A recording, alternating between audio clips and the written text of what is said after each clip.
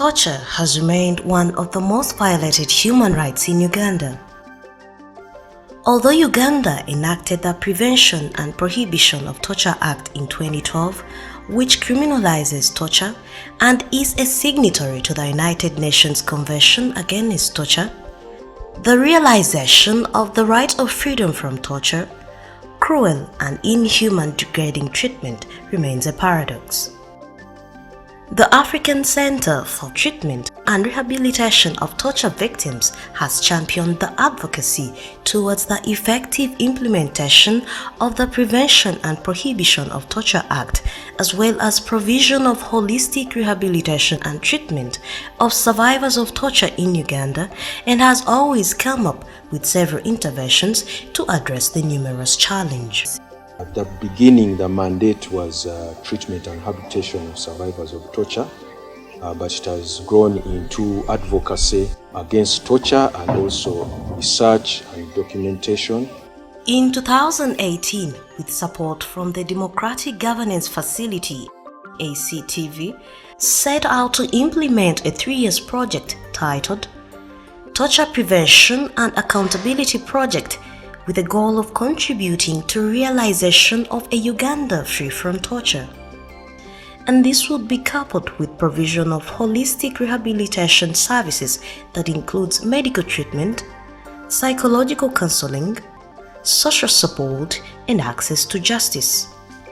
So for the last 3 years, we have been implementing a project funded by the Democratic Governance Facility, and this is the Torture Prevention and Accountability Project. So essentially what we wanted to be able to achieve was a Uganda free from torture, and our specific objectives were to mobilize communities, state and non-state actors to be able to advocate against torture. Over the years, security agencies, that is to say, police and the army, have been ranking high in violation of the right of freedom from torture, with little being done to hold them accountable. We have not had the security agencies, the duty bearers, use the Prevention and Prohibition of Torture Act to punish errant officers. Usually the police goes to administrative measures. They have the police professional standards unit, which unfortunately the punishments are light. Maybe they are suspended or demoted or transferred, but with using the Prevention and Prohibition of Torture Act, you would even get punishments up to 15 years, which would help in mitigating torture occurrences. Many of our clients have gone through the brutal hands of security agencies, and they have teary stories. Me specifically, I was tortured in a police cell of Rukunjiri, but since then, up to 2019, my life was never the same. I was operated many times, which I can't tell until my doctors advised me that I should go abroad for proper treatment. They blindfolded me.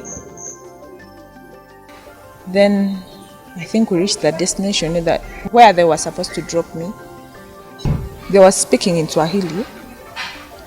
Then they were like, she's now your property, and make sure you don't give her anything to have for the next 3 days. I only woke up when they opened the door, came in. So when they came in, they told me to face the wall. Then they brought in a seat, a chair, and they tied my arms and legs on the seat. I didn't know that seat had a rope.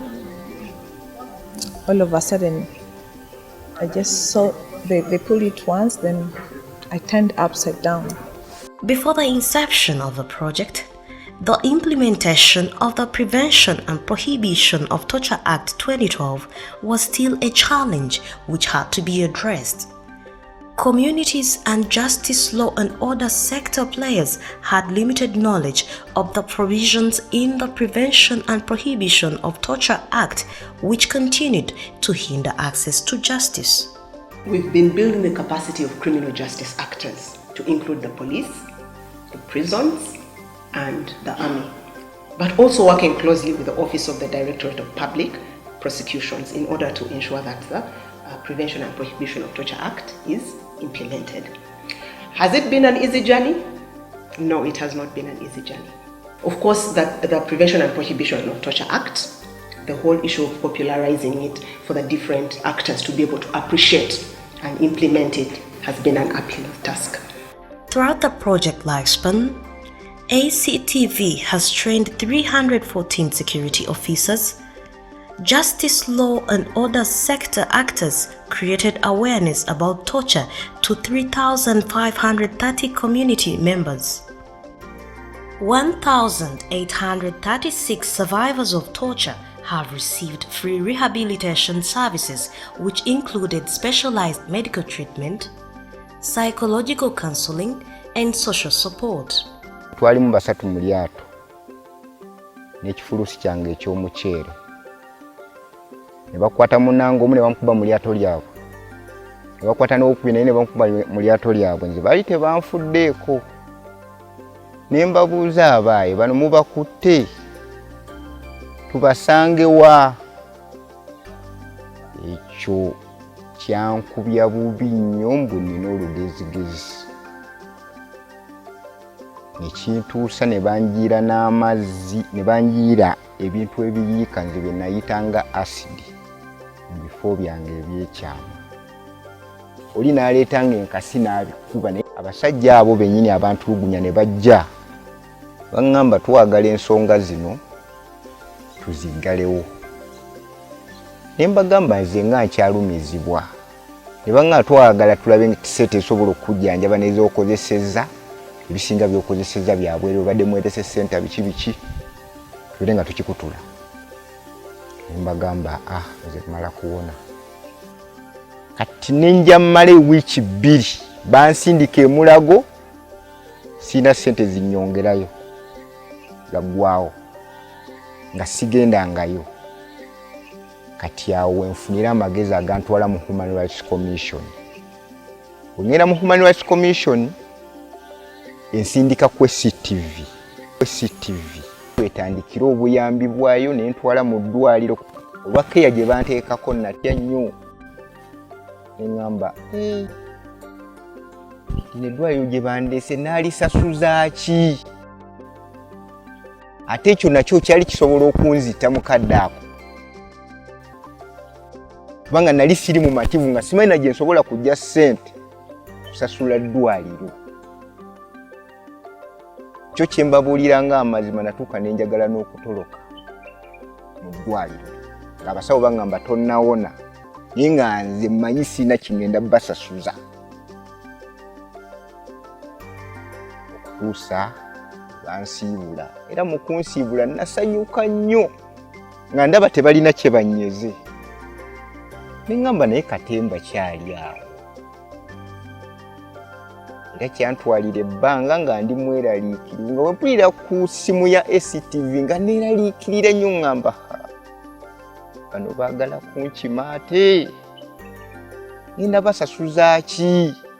Our clients that we receive that have suffered physical effects of torture, for example like fractures, musculoskeletal pains, wounds and several others, taken through our examination. However, there are those clients that come and we send them to our specialized hospitals that we have memorandum of understanding with, and they receive specialized care and management. From here, ACTV follows up with these clients for further reviews and management accordingly. 372 clients received legal aid services and 8 clients have been awarded compensation. I was down since 2011 until 2019. Those are 7 years. What I went through for 7 years, you can't compensate it. For example, I lost my business. I lost my 8 years in and hospital. Almost I spent in hospital in Uganda like 300 million, only in Uganda. And when I went abroad, I spent almost 150 million. But they compensated me only 270 million compared to what I spent. They say they compensated you, but they can't compensate what someone went through. Many times when we produce these medical legal reports, courts of law have awarded our clients their compensation. They actually take very long to receive this money, and yet this money would have helped them to regain, to be able to get back on their feet. For instance, one of our clients recently passed away without receiving this award. Many of those rehabilitated have had their physical and psychological well-being restored and now living a productive life. As ACTV, we've also managed to empower individual clients to benefit from social support groups. So these groups help them to learn those various skills, and when they have learned, we also further empower them to conduct village savings and loans associations, where we empower them with startup capital, so that they are able to borrow from the group, conduct the various skills or activities that they have learned. For example, some of them have managed to put in poultry, some of them have managed to do piggery, some even have done farming, others have even built their houses, other people have even bought themselves tailoring machines or different activities. ACTV ekikozeeko nnyo okutuuza mu mbeera tukole groups, tukole saako,